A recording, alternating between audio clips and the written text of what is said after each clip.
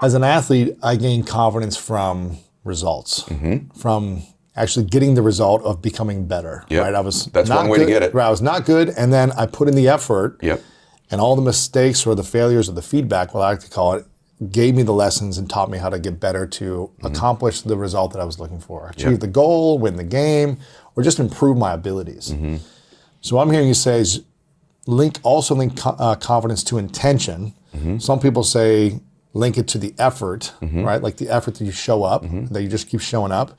And others talk about the results. Yep. Should we be thinking about it? There's two. I call it the Holy Trilogy in the book of self-confidence. What is this? But the confidence trilogy is faith, have confidence. So if you're a person of faith, no matter what you believe in, it's amazing to me how people that believe in energy, quantum energy, or they're a Christian like me, and I believe in both, by the way. Yeah. But whatever their faith is, that they have it on Sunday, they have it at Bible study, or they have it when they get together with their friends or when they meditate, but somehow when they walk into a business meeting, they're alone.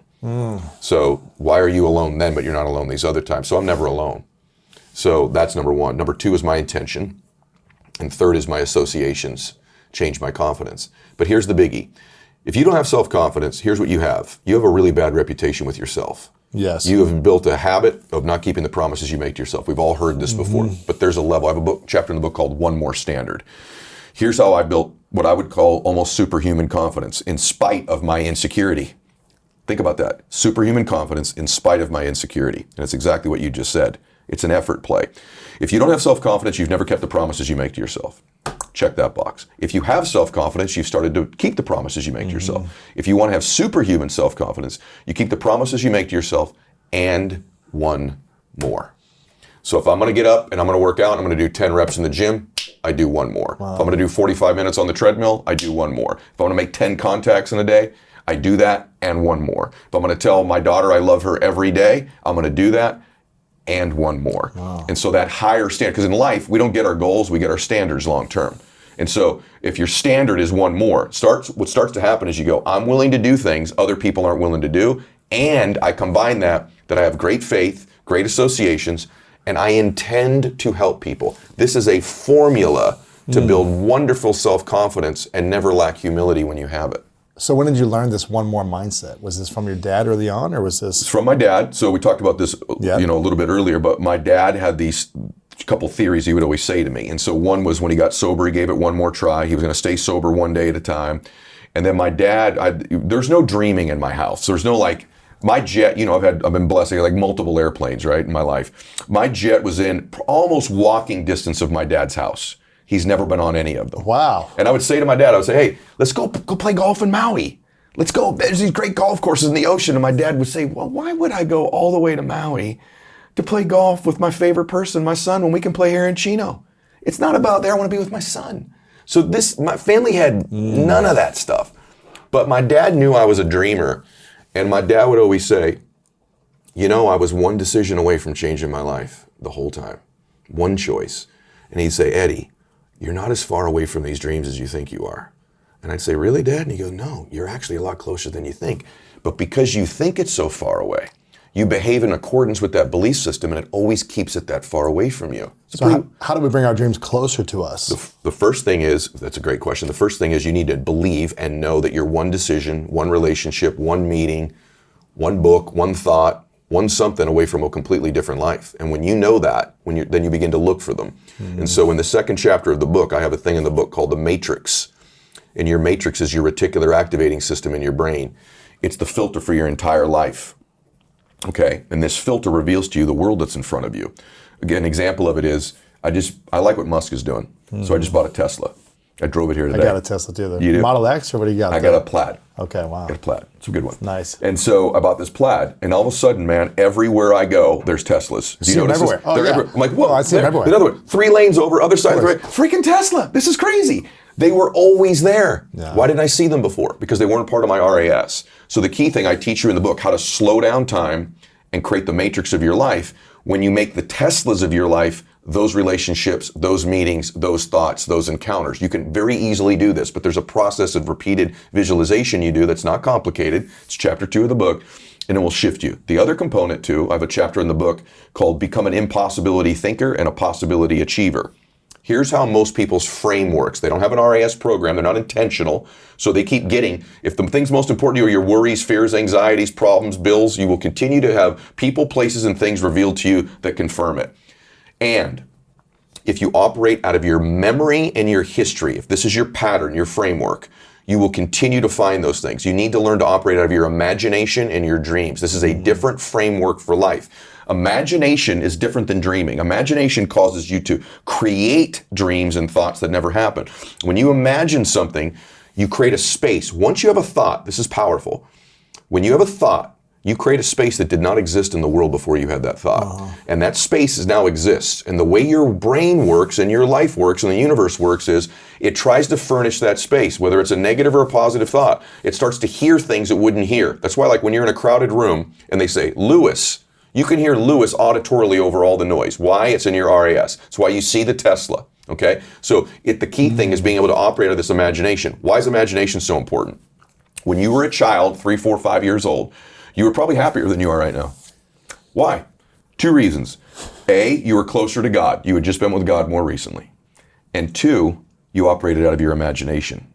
You didn't operate out of a history and a memory because you didn't have one. And slowly over time, by the time you were 10, 11, 12 years old, loving people installed their limiting thoughts and beliefs, their software into you.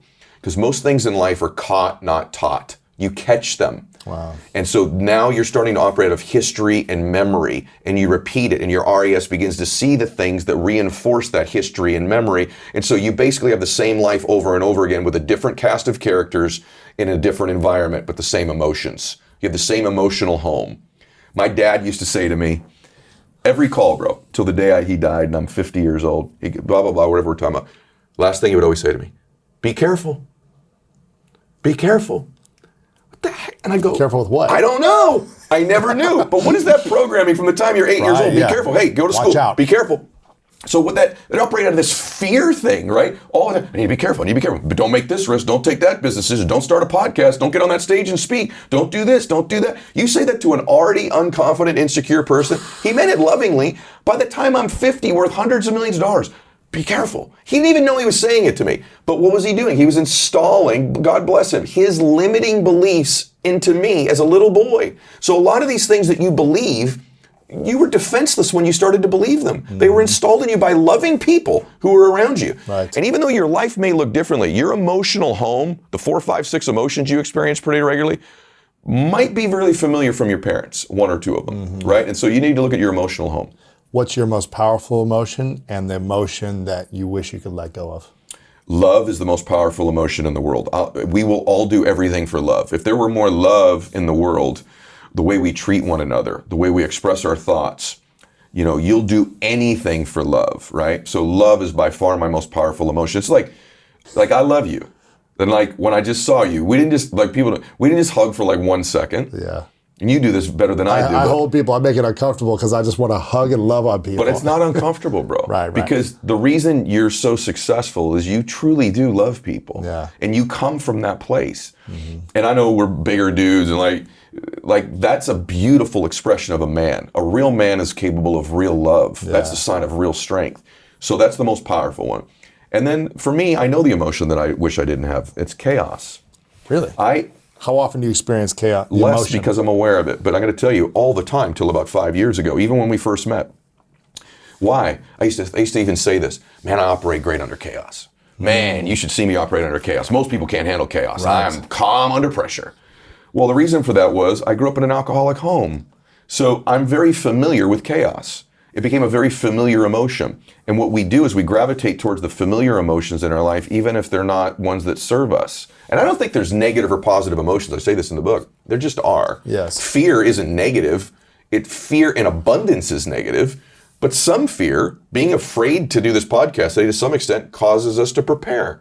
So a dose of it was given to us in the caveman days so T-Rex didn't eat us, right? Sure. Some fear is good. Some anxiety is okay. Some frustration, some anger is appropriate. It's to the dosage level. And we get these 4 or 5 of them. For me, some chaos is okay. It's fun. It's exciting. It's exhilarating, right? But getting it every day, every week, every month, all the time, And so how do you get rid of it? Well, one way you get rid of it is just being awareness. When you have an awareness of a thought, it loses its impact and power over you. It almost becomes like this, I'm doing it again, aren't I?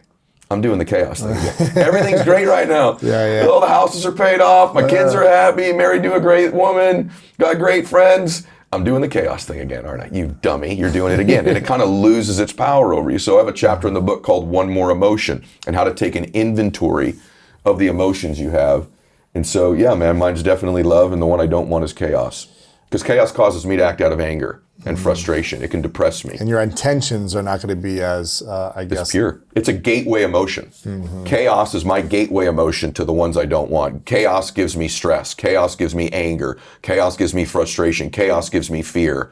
So it's a gateway emotion. What is the result when you create from that space of chaos? It's funny. I have found the ability to externally create something pretty productive. Right. But stay with me on this. But the process in getting there is destructive. The process in getting there is not beautiful. And I used to think that a lot of successful people, forcing your way to get the results. almost through force. Yeah. You know? And I still do it sometimes. I'm thinking of a situation this week where I did it. And I used to think, well, that's a superpower though, because I've created all these external. Look what I made. Look what I did. Yeah. And I'm doing it because of that. The truth is I did it in spite of it. You did. And there's a lot of things in our lives that we have linked to our formula, our recipe of success that we hold on to, that you've done in spite of those things, not because of those things. If you don't have self-confidence, here's what you have. You have a really bad reputation with yourself. Yes. You have built a habit of not keeping the promises you make to yourself. We've all heard this before, but there's a level. I have a chapter in the book called One More Standard. Here's how I built what I would call almost superhuman confidence in spite of my insecurity. Think about that. Superhuman confidence